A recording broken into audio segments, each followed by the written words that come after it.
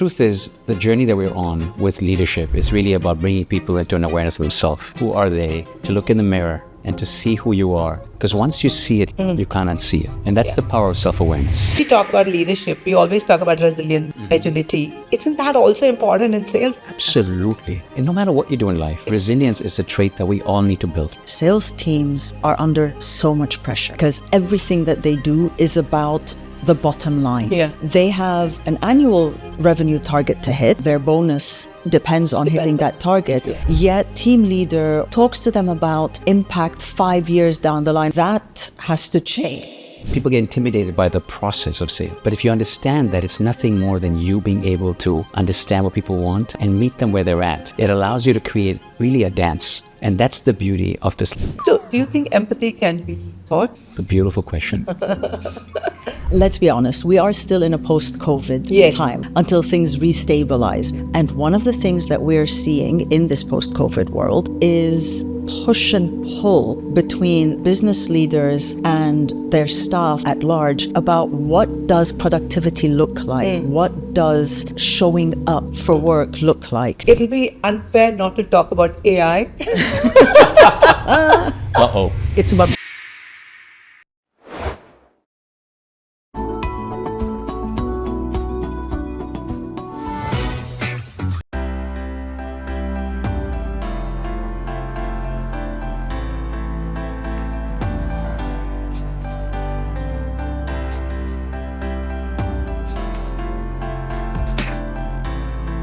So sales isn't just about closing deals. It's about influence, resilience, and leadership. But here's the kicker. Leadership isn't just about managing teams. It's about really mastering self-awareness, adaptability, and impact at every level. So what if I told you that the way you interact and lead yourself directly affects the way you actually sell? Today, we are diving into how transformative leadership and people-first approach and strategies can elevate not just businesses, but the way we connect with our clients. Joining me are two powerhouse leaders who have mastered the art of leadership transformation and people-driven growth. And I'm absolutely excited about it. Let me introduce you to these two powerhouses. Lara, a CX, EX, and a change leadership expert. And as a founder of There Is No Spoon, I'm excited to learn about that. She believes that the secret to success is aligning people and processes, creating happier workplaces, and transforming business cultures. Isn't that all what we want? And we have Rajeev, a transformative leadership coach and a global advocate for conscious leadership, who helps leaders and teams develop self-awareness. That's something we are going to dive in, and resilience and a growth mindset to drive productivity and a purpose-driven leadership. And so let's dive in and talk to Rajeev and Lara. Rajeev and Lara, welcome to the show. And it's been a pleasure. I mean, I'm like blown apart with the tagline of your company, and I would love to know about that before we dive into sales and leadership. What is that all about? Absolutely. You know what? I will leave this one for Rajeev because I love the way he tells the story. Brilliant. Wow. No pressure, right? No pressure. Well, thank you for having both of us here. And likewise, we are honored to be here with you as well. Thank you. It's such a beautiful conversation, right? We can't talk more about this. Yeah. But the truth is, the journey that we're on with leadership is really about bringing people into an awareness of themselves. Right. You know, who are they? To look in the mirror and to see who you are, see what you see, and also see what you didn't see. Because once you see it, Lena, you can't unsee it. Right. And that's the power of self-awareness. Yeah. Right? Yeah. And when you have that self-awareness, you can apply it in all different aspects of your life. Right. Yeah. Reflecting. Absolutely. Yeah. And what me and Lara always say, everyone is a leader. You're leading your own life. Yeah. Right? Yeah. Do you step up and own it? That's the question. Right? So that's about accountability. Absolutely. Are you owning your own actions? And so how did the CEO maker and the company which you actually started off with, what is the purpose behind it? So that's a question that is so deep. It hits me deep in my heart. I have a corporate background. I didn't set out to be a cliche. I became a cliche in 2018 one of those people who, you read about in magazines, right? She left a high-flying corporate job to start, and that's what I did. And the reason I did that is because I was looking around the world, and I was very fortunate because the roles that I had been in had allowed me to have international exposure. And everywhere I traveled, I was just noticing that people were not happy for the most part. They felt that they were not getting as much out of life as they wanted to be. And the more that I observed, the more that I thought about it, I realized that it boiled down to basically one of two things. Either they felt that they were paying too much for what they were receiving, so they weren't getting that much value, or they felt they were spending too much time at work and were unhappy there. Right. So I thought to myself, this is not okay. And I decided that I was going to do something about it. And that's when I set up There Is No Spoon. Okay. And very serendipitously, I then met Rajeev, and we clicked on, actually it was a leadership panel that we were on. Okay. And what we were saying just resonated with each other, and it just organically from there grew. We got to know each other. We discovered that we'd been in school together 30 years ago. That's amazing. Yep. How universe brings people together. Right. Brilliant. Yeah. Brilliant. So there is no spoon. I mean, this is very, very unique, right? That's brilliant. Both of two like-minded people coming together and creating something extraordinary. That's amazing. So I come from the sales world, and I've been in sales like almost 3 decades, and I'm still learning. And I feel that one of the aspects you came up with self-awareness, and when we talk about leadership, we talk about self-awareness, reflecting, accountability. How do you see that? I don't hear that a lot in the sales side. It's more about, oh, you need to connect with your clients, you need to ask questions. It's so technical, right? So do you see that self-awareness is also very critical? Is there a similarity between the leadership traits and sales success? I would love to hear that. Absolutely. One of the most powerful things about sales and generally the understanding behind it is that every single person at every moment in time is somewhere or the other going to be involved in selling. Absolutely. So my background as a CEO, I ran an engineering company for many years, and I set up HCC. With this consultancy, it was about connecting the dots for people to understand that it's the CEO mindset. Right. It's about understanding that you can't make it just a function. You talk about sales. Sales is, people get intimidated by the process of sales. Yes. But if you understand that it's nothing more than you being able to understand what people want and meet them where they're at, it allows you to create really a dance. Yeah. And that's the beauty of this, Lena. Right. That's the intimidating part, is people think it's, oh my God, it's a function I have to master. Yeah. No, it's not. Yeah, absolutely. And self-awareness allows you to just show up and be present. Yeah. And it brings that energy and magnetism to the table. Right. And that's how you connect to the other person, whether it's a client, whether it's anyone. Correct. So I love that point you mentioned, because that's typically how it's been seen, right? Sales as a function, leadership as a responsibility, finance as a function. It doesn't, we are all dealing with people. That's typically what it's been reflected. And everybody should have that self-awareness of how do you connect with, because most of the challenges is internal conversation than the external conversation. Yes. So reflecting and self-awareness becomes such an important factor, and treating it as one collaborative organization. Correct. And that, you think that reflects back in your client engagement, and you become leaders of your own opportunity, leaders of your own business, and the CEO mindset. Do you see that would reflect when you are actually interacting with clients? Do you think that really works that way? Absolutely. That's the reason you got to have that mindset. Absolutely. Okay. One thing that I always used to say to my colleagues who worked in the sales function, and it's something even that I've said to Rajeev on more than one occasion, is sales, the way it is usually done, makes me uncomfortable. Yes. And one of the things that we wanted to do is make people, or help people rather, become comfortable at work. And the self-awareness plays such an important part. And we were talking about it with a client that happens to be a real estate developer. Okay. And they also have a sales function. So they will develop and then they will sell and manage the development. And we were talking with the HR function, the couple of ladies there, and they said, well, but how does self-awareness, how will that help our sales team? And it's really very simple. You have people who are driven because of the personality, the behavioral styles that they have, the values that they hold. They are driven by making that sale. They are results driven. It's exciting for them. You have other people, like me, for instance. I'm not driven by making a sale. I'm not driven by hitting a particular financial target.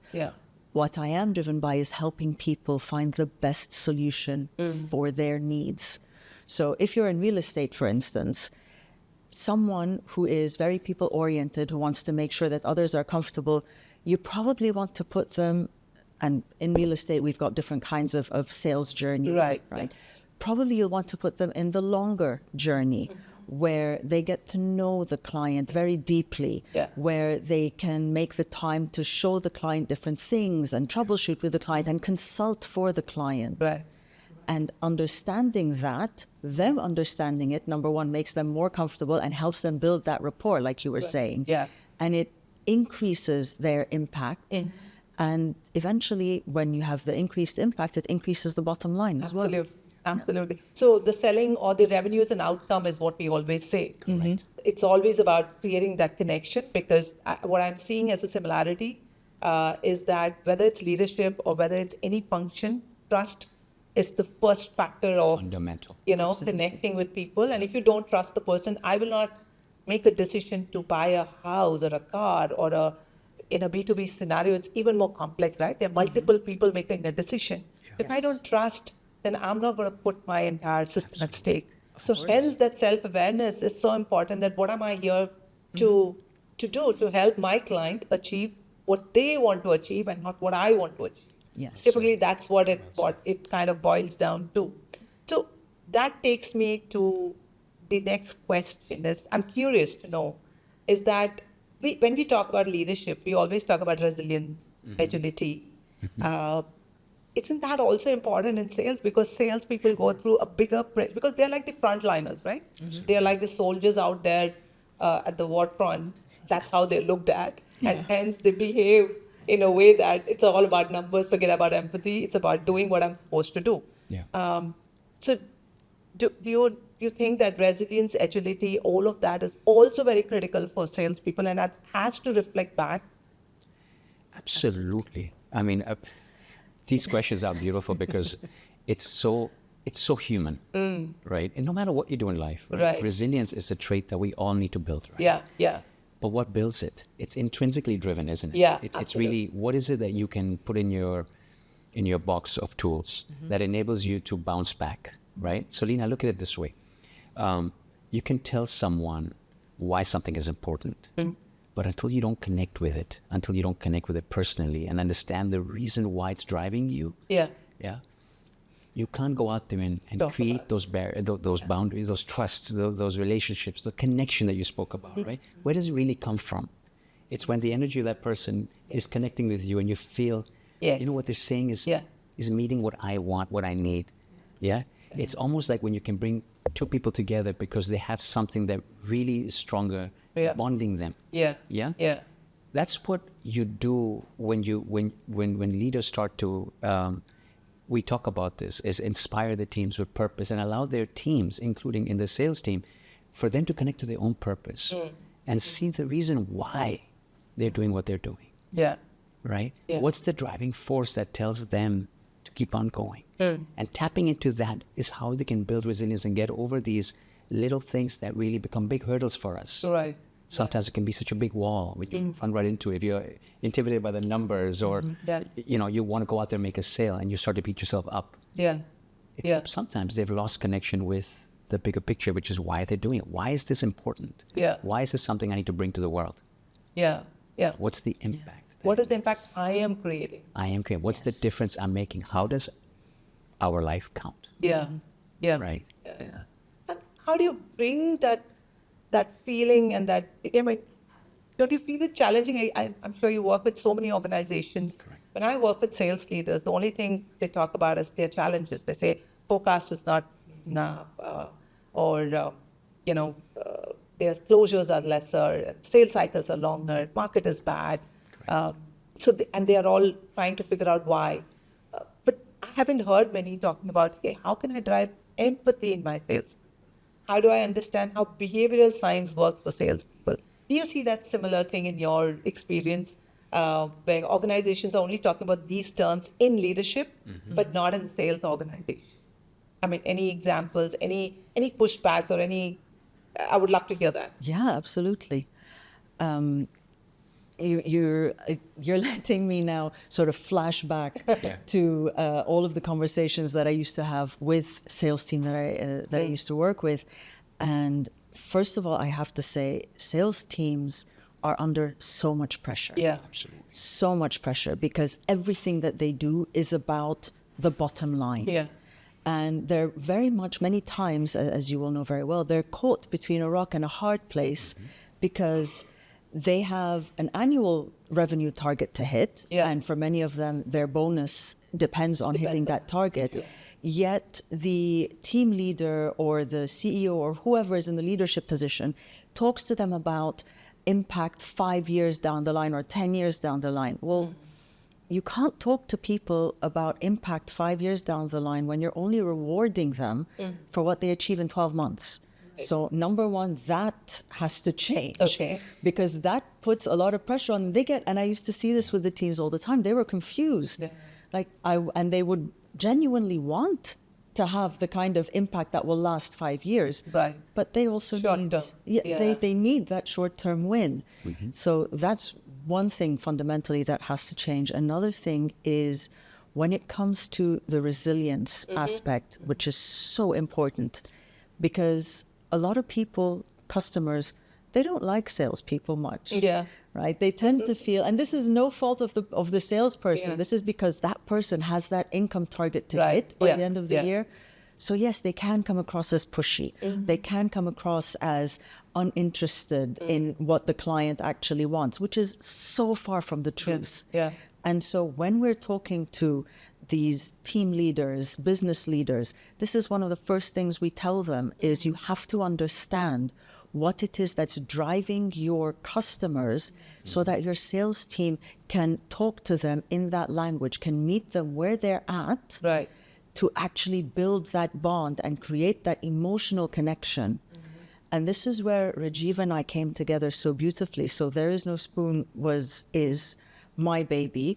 A happiness coaching center is Rajeev's baby. The CEO maker is the combination of the two of Both them. our journeys, yeah. Exactly, where it's about understanding your customers, understanding the customer journey, the entire experience, and bringing empathy into it.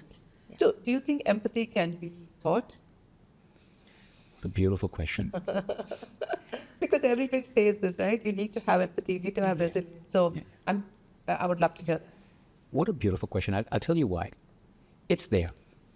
We all have the ability to be empathetic. Do we nurture it? Do we honor it? Do we allow it? Right? That's the element where self-awareness kicks in, is understanding when you're not empathetic, the opportunities where you could have been. If you look at your life, all of our lives, there's so many times in our lives where we wish we would have done something differently, Yeah. right? After the fact. Yeah. Oh my God, I could have been a bit nicer. Oh my God, I didn't realize what they were going through. Because you hear something else and you go, oh no, right? And that's human, isn't it? Yeah. Right? And then you go back and you wish you can do it again. And next time you'll be more empathetic, right? But over experiences, over life, you start to realize that empathy allows you to be human and present. Right. Yeah. Which is critical. Yeah. And as a leader, it's priceless. Yeah. But no matter what function, even if you're in sales, how many times have you been in a conversation with someone who's trying to sell you something and they're not listening? Yeah. And the person's like, I'm sorry, I just cannot consume right now. But no, it's the best thing. I know, but it's just not the right time. Yeah.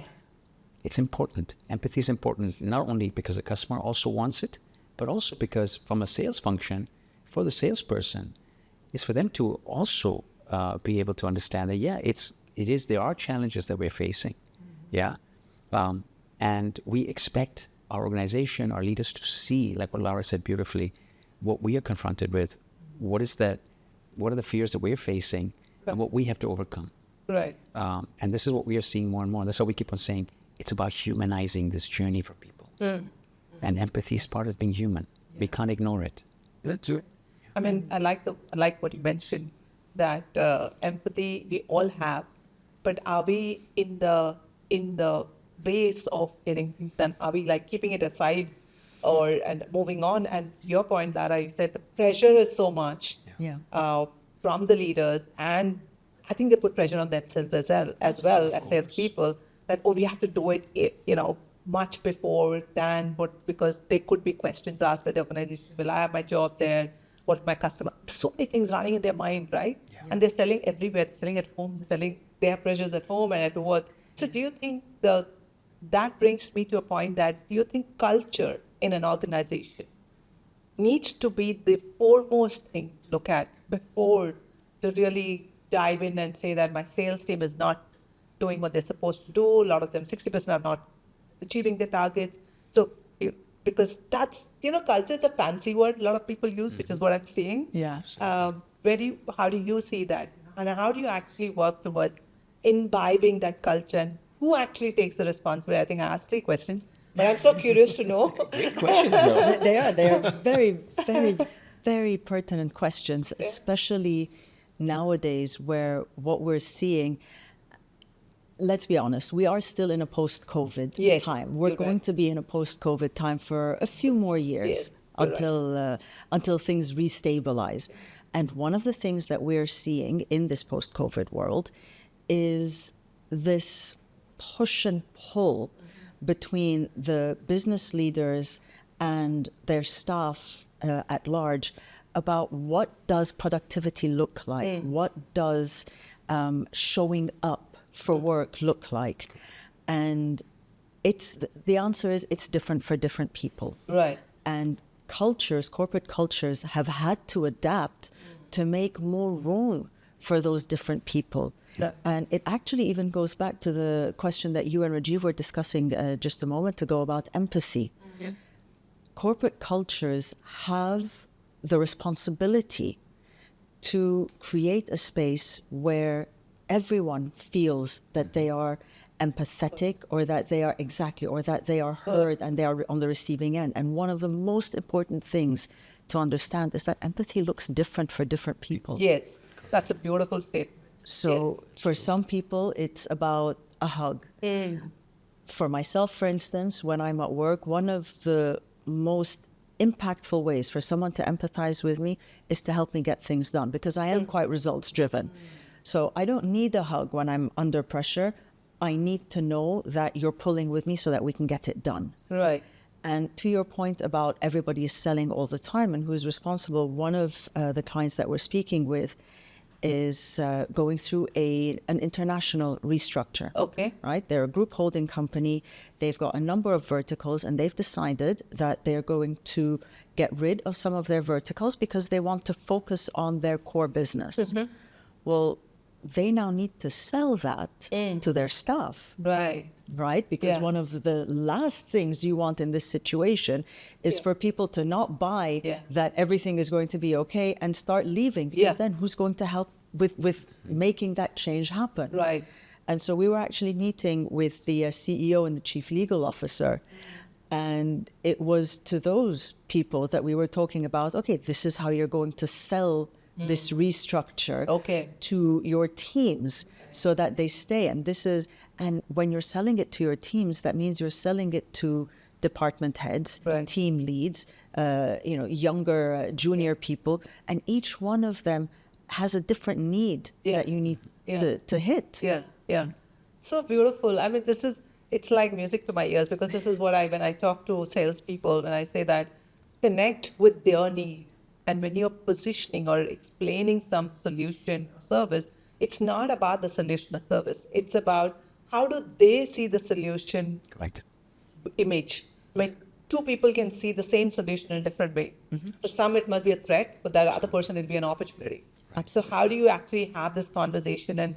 And how do you, I love that analogy which is given, that you actually have to make sure that you are selling, rather, I would say positioning, selling equal to positioning, the information with the way the other person would like to, because otherwise in such situation, you can lose good people as well. Absolutely. Because the fear is the first thing, and people would like to first safeguard themselves, right? So in situations like restructuring and mergers and acquisitions, these are such challenging. Transformation can be intimidating. Yes, yeah, And it's just about you being able to, feel part of the journey right. and almost feel welcomed Yeah. in that journey. So absolutely what you said is right. So Lara, to the point you mentioned that you are a result-driven person, and so somebody else may be more, I'm not saying not result-driven, but more information-gathering person and takes time to. I know you all actually work on certain behavioral assessments, and I was just going through some of them. Some I couldn't pronounce, We couldn't either in the beginning. but it looked interesting, and I went through what that is. It sounded very, very interesting. But is it focused a lot to do with leadership, or is it like it can be done for everybody? Where salespeople, how beneficial would that be for salespeople? And what do you see? Did you actually? Okay, the question is, does organization have to have those assessments, which will allow them to understand who sits in what kind of a behavioral, and then drive the right conversation? Well, the short answer is yes. Okay. To both the questions. Yeah. It's not just for leadership, it's for anyone at any level. Okay. And yes, that level of self-awareness is, as we have found, integral. So one of the clients that we work with is a very large organization. We're talking a few thousand staff members. They work locally, regionally, and internationally. And one of the things that we have realized with them, and that they have realized as well going through this journey with us, is that in the various departments that they have, whether it's finance, HR, sales, marketing, they have found that the level of self-awareness using the tools that we use is really helpful with creating even more impact, because once people understand themselves, Right. they then also are better equipped to understand each other. So, for example, we were talking with a team leader once who had increased her staff base by around 300 people. And her struggle was she was empowering them, and there was about 10% of them who were just not performing at all. And so we could then have the conversation, right? And they weren't necessarily in sales only. Said, okay, what does empowerment look like for you? And she explained, said, all right, the staff members that you have now brought on board, what do they have in common? And as it turns out, they had all come from a particular entity, a particular department. And in that department, empowerment looked completely different. Right. So with that self-awareness, Yeah. she understood that her definition of empowerment different than their definition, and she could then adapt her approach Right. to help that 10% feel empowered in the way that was relevant to them. Okay. So the tools, but I always see, I mean, this is brilliant, right? That Right. it is so important. The question you said, yes. Simple answer is people have to have that as a part of their ecosystem. But do they use that when somebody's coming on board? Is there a particular, timeline to be used? Has it to be used every 6 months, 1 year? How do we actually measure it? Because there's so many tools out there, right? And everybody says, oh, I'm doing a psychometric test. Now, how do you differentiate between these psychometric tests? I've always been intrigued about it, because when I go to clients, they say, oh, we are also already doing behavioral assessments. Right. And so they pick a couple of names and they say, yeah, but how do you even measure? I love that question is really, really more powerful than you think, and I'll tell you why. Think of all these assessments and tools as nothing more than just a tool. It's going to give you a result. Right. So Yeah. if you take a ruler and you measure something, you're going to get a result. But if you change some parameters, something's going to change. Right. As you start to build more awareness, there is different responses happening out there. the way we use our tools and what's really powerful is we tell a story with it. Okay. And that's why it's about being able to choose the right tool. So a lot of organizations are like, oh yeah, we do this, we do that. They do it in isolated situations. They'll take that measurement and they'll put it in the drawer. And then hopefully that person benefits from that reading, Right. which is great, but it doesn't always work that way, does it? Yeah. So I'll give you an analogy. Right. Say you're trying to lose weight, Yeah. right? If you step on the weighing scale and you keep on taking your weight, what's going to happen? Well, you know your weight. Yeah. Now what? Yeah, Right? exactly. You're going to have to do something. Yes. So you start exercising, you start Yeah. lifting weights, or you start running more often. Now, chances are you run and you get on the weighing scale, and there may be some change, but it's not guaranteed. Right? Accountability starts because you got on the machine. Now you start watching your food. Now you start measuring your food. Right. Now you start watching your body fat. You start measuring your body fat, right? Yeah. So it starts to tell you a story. Yeah? Now you're controlling certain parameters and the outcomes aren't changing. Now stepping on the weighing scale, Yeah. there's a story there. Right. Yeah. Right? I had less calories over the last and now I'm seeing the weight go down, or if I want to increase my weight. So just like that, when we use tools, it's about the story, right? So now the question is, how often? Yes. Right? Yeah. It really depends. It depends on where the story is headed, right? So once someone has awareness, what do you do with that? Okay, so now I know how my behavior style is. So what we say, it's awareness of self. Then it's awareness of self in relation to others. Now you understand how to read the room. Now what? Now based on that, how can I improve myself in those situations, Correct. right? Consciously. Consciously. Yeah. So at different stages, we use different tools that enable them to sort of take stock of where they are Right. and continue to move on the journey. But okay. So to answer your question is, it's continuous based on what you want out of it. Pick the right tool and get the right message.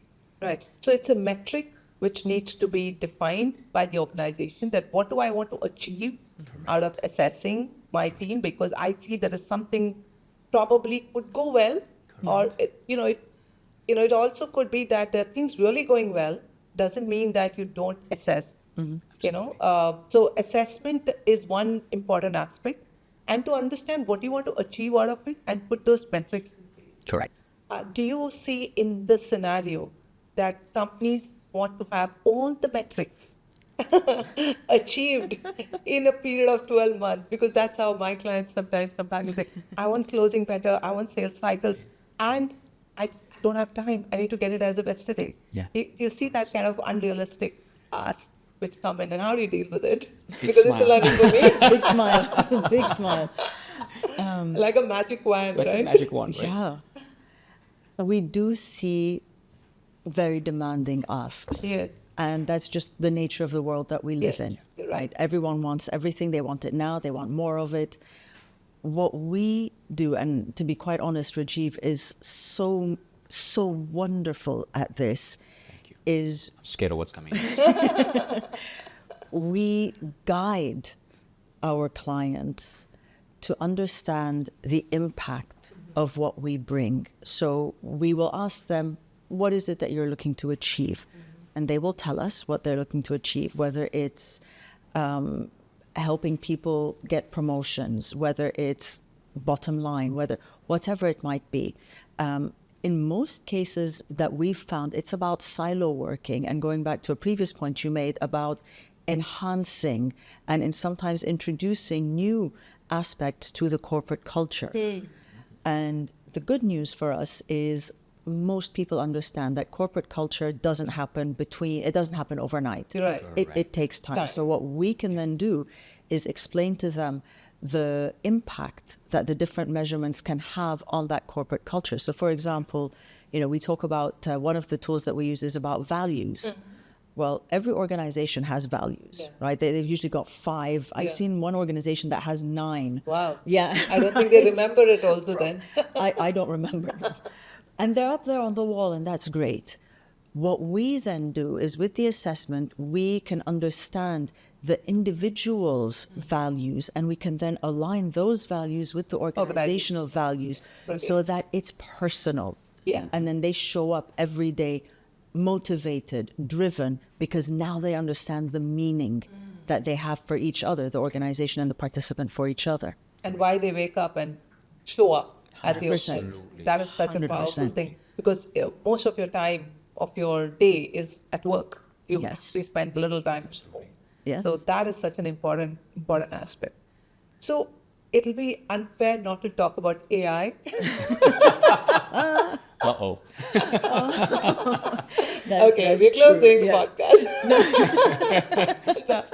To stretch the leg now. But it's true. Where do you see this sitting, in this whole game of things? Because we're talking so much about human connections. Correct. And I am a pro AI. I'm not against it, but I'm not just AI. I feel there has to be a balance. But I would love to hear from you all that where does AI sit in this whole gamut of empathy, resilience, agility, all of this? Well, I'm happy to start that one. Yeah. It's about balance. Yeah. See, we all live in a world that, continues to enhance and advance. Right. We have to be in harmony with it. Right. It brings its benefits, right? It doesn't take away the human element or the responsibility of the human element. Yeah. It's about living in marriage and finding the harmony. So organizations try to go if and or. It doesn't have to be. You have to still have the human element that is going to still be very, very vital to organizational growth, and then embrace technology where it's headed. And once you can find that nice element, it becomes comfortable. Everything that's new is scary. It can be intimidating. And then we have these conversations go, is it going to change something that's going to hurt us? The truth is it doesn't have to. It can work in harmony. Now the question is, what does that look like for you and your organization? Right? Yeah. Yeah. I love that you said that, because that is exactly, I'm going to name drop here. Last week I was at a customer experience salon organized by a gentleman who I have grown to admire and respect greatly. His name is Dennis Wakabayashi. He is one of the foremost thought leaders in customer experience globally. And he organized a salon to talk about things. And one of the things that we spoke about is AI. And one of the things that we all agreed on is that AI doesn't have to replace people. Right. Correct. It can and it should be used to help people do even more. Yeah. So the example that Dennis gave, what he sees a lot with his clients all over the world, is they'll implement AI and they'll use it as a reason to then make people redundant. Well, his take is slightly different. It's, okay, you've brought in the AI, don't make people redundant. Wait and see how the two work together. Yeah. Wait and see how the AI is helping these people bring even more value to the organization. Yeah. So, and that's exactly the point that Rajiv made. They can work and they must work together. And invest in those people to help them, adapt to those tools. Well said. And that's such an important aspect of an organization. Rather than say, oh, now, there are a couple of tools which is going to help us do this. We don't want.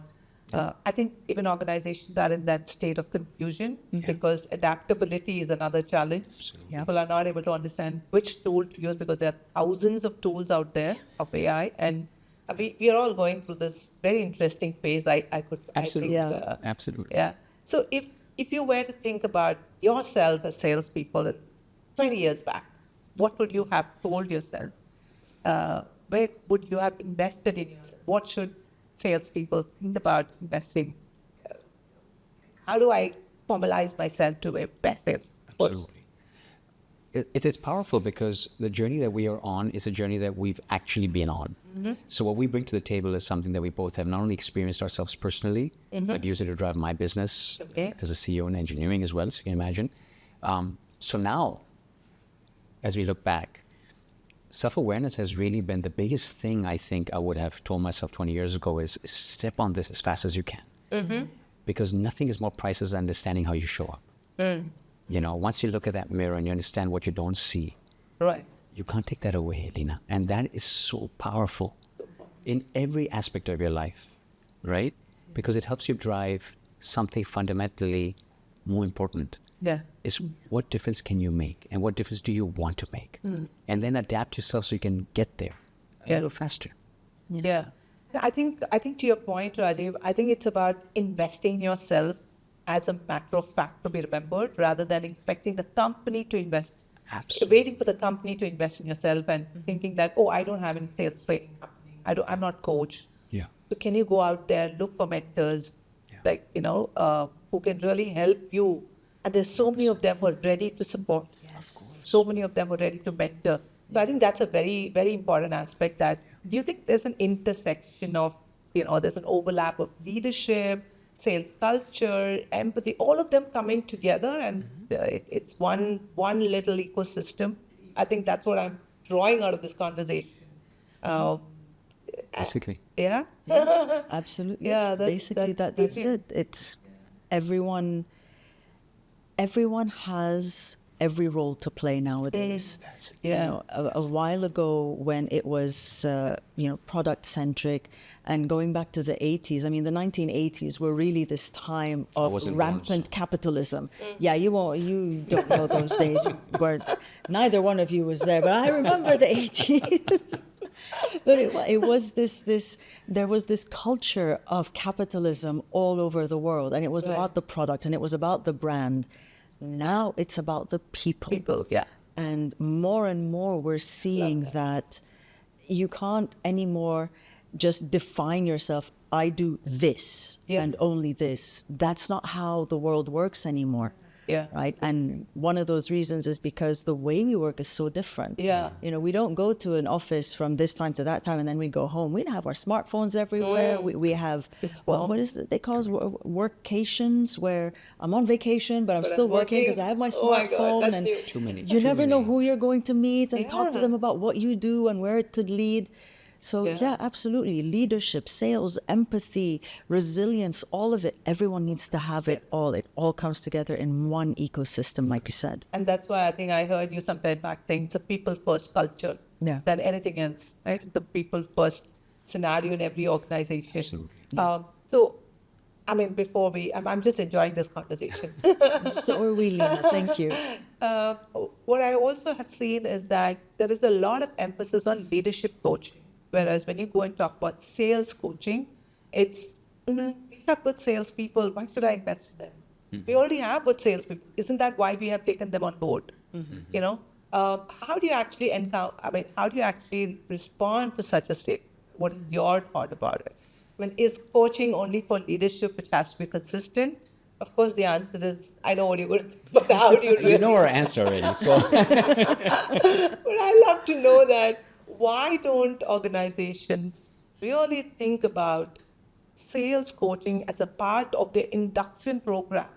When they hire a salesperson, the coaching has to start from there, not from a product perspective, but from a customer centricity, empathy, self-awareness. Identify what this person actually can do for the organization. How can you help? I mean, how do we break that thought process? I think it's a process of learning. I have a lot of empathy for organizations as well. They get a pretty bad rep, right? In their drive to grow, a lot of times they overlook at the importance of what you just talked about. Yeah. And the answer is they're learning. They're seeing the value. We're seeing it in our clients as more and more sales teams are coming up for coaching, and they're realizing that there is something magical about having, people-centric people out there who are connected.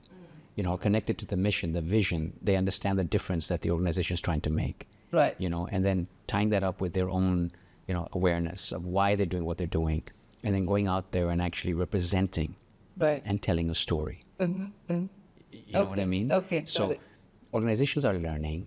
More of them need to learn. Agreed. Yeah. Right. I know she has something to say on this, so I'm going to pass it on to Lara. But absolutely, I think it's becoming more of a trend, and people are learning. Okay. Okay. So, is there a different way to coach? Like, are you seeing a change in earlier it was conventional classroom learning, talk about concepts, say that this is how it has to be done? What are you seeing the shift in the way coaching is being taken? Is it more storytelling? Is it more gamification? And what really works? Wow. That last part, see, everything was already in what really works. What we've seen, and this is where, and I'll say this very, very with modesty, but also with self-assurance, the approach that we have developed is so unique because it is completely personalized. Right. We never have any coaching session that looks like the one that came before or that will look like the one that came after. And even when we work with people in groups, it's completely different because one of the most important things when you are, as an organization, as a leader, team leader, business leader, whichever it is, when you are training people, you must understand and you must approach each person as the individual that they are. Yeah. And so many times it happens where we're talking with someone, and one of the things that we do actually is Rajeev and I coach together. Because one of the things that we realized, we're both certified coaches, we have been coaches for a long time, even before we started working together. One of the things that we realized is that no matter what, there will always be some form of unconscious bias that comes in. Yes. Beautiful. And so we coach together so that if Rajeev is doing the talking and I can pick up on some unconscious bias, if I'm doing the talking, he might pick up. And it'll be something subtle, like a particular word that was used or the inflection that was put, the emphasis on that word. And then we can take that away because we know that for this client, they need to hear something a little bit different. Or this might have influenced where they were going. It's got to be so personal. Right. So if the audiences have to meet you and know about your work a little more, because I have read a lot about your work and it's amazing the way you'll do what you do. So how do they reach out to you and where do they find you? Like LinkedIn, website? It'll be great for the audiences to reach out. Well, first of all, allow me to say, Lena, you are spectacular as well. What you are doing is so needed and will be so appreciated by the sales teams and also by the customers. Thank you. So thank you very much for that. Thank you for having, have to come over here and spend your time and with such a valuable time of yours you've spent and to give those insights, because this is what we're trying to do, is to give that insight to the community out there, which is, it could be sales, it could be leadership, because we're focused a lot on the sales part, but in our conversation, we always realize that sales is it's not a function, right? It's an individual who's actually performing certain act on, and of course, they come as revenue numbers. They are asked to bring in revenue, but that's not a function you got to look at. So our attempt is to bring experts as yours to share your experiences, and they connect with you for more conversation that bring that people first culture. I mean, that's what actually excited me when you all are doing a brilliant job, and I'm sure. I mean, I want a lot more people connecting with you because this is what we need today in the world of AI. Of course, a balance between human and AI. We cannot, ignore that we are part of the ecosystem of AI. So you have a direct line to us. So if anybody would like to get in touch, one of the surest ways is to get in touch with you. Absolutely. We have our website. We have our website, a happiness coaching center. Center spelled the American way, ER at the end, not the British way, RE. Yes. So a happinesscoachingcenter.com. And or through you, Lena. Brilliant. We also have the CEOmaker.com, so that's also another way. We are on LinkedIn, and of course, we're a call away. Brilliant. Thank you so much, Lara and Rajeev. Thank you. Amazing being here. And for more insights on Sales Igniter and to hear from such trailblazers in our episode, stay tuned and share your inputs on what kind of topics would you like to know more about. And we are here to bring the best people in front of you. Thank you so much.